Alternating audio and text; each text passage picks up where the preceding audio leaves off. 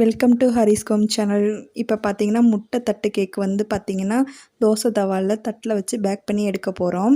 அதுக்கு முன்னாடி நம்ம சேனலை சப்ஸ்கிரைப் பண்ணாதவங்க சப்ஸ்கிரைப் பண்ணி வீடியோ பாருங்கள். கண்டிப்பாக சப்போர்ட் பண்ணுங்கள்.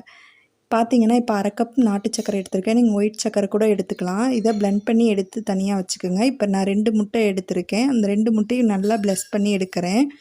பாருங்கள், இன்னும் பிளெஸ் பண்ணி எடுத்துருங்க. இந்த மாதிரி ஒயிட் கண்டன்சி வந்துடணும். அதுக்கப்புறம் நம்ம அரைச்சி வச்சுருக்க சர்க்கரையை இதோட கலந்துடலாம்.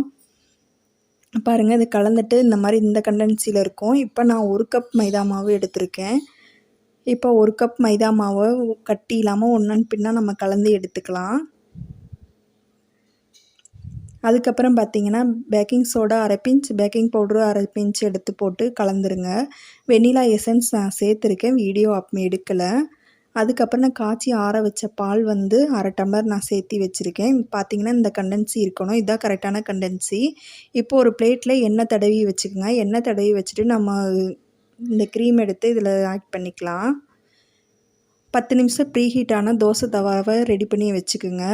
இந்த மாதிரி டேப் பண்ணிவிட்டு தோசை தவாவில் எடுத்து வச்சுருங்க. 10 நிமிஷம் ப்ரீஹீட் பண்ணி எடுத்து வைங்க. சூப்பராகவே குக் ஆகிருங்க. நமக்கு 30-35 நிமிஷத்தில் குக் ஆகி வந்துடும். பாருங்கள், ஒட்டாமல் ஓரங்கள்லாம் எடுத்து விட்டு நடுவில் குத்தி பார்த்தா இந்த மாதிரி ஒட்டாமல் வந்துருச்சு. கேக் நல்லாவே பேக் ஆயிடுச்சு.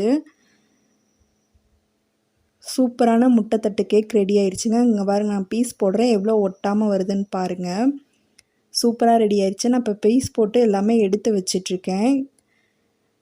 இந்த சூப்பரான கேக் ரெசிபி உங்களுக்கு பிடிச்சிருக்குன்னு நான் நம்புகிறேன். ஈஸியாக செஞ்சிடலாங்க. பாருங்கள், எவ்வளோ பாஞ்சியாக இருக்குன்னு பாருங்கள். பசங்களுக்கும் ஸ்நாக்ஸ்க்கு கொடுத்து விடலாம்.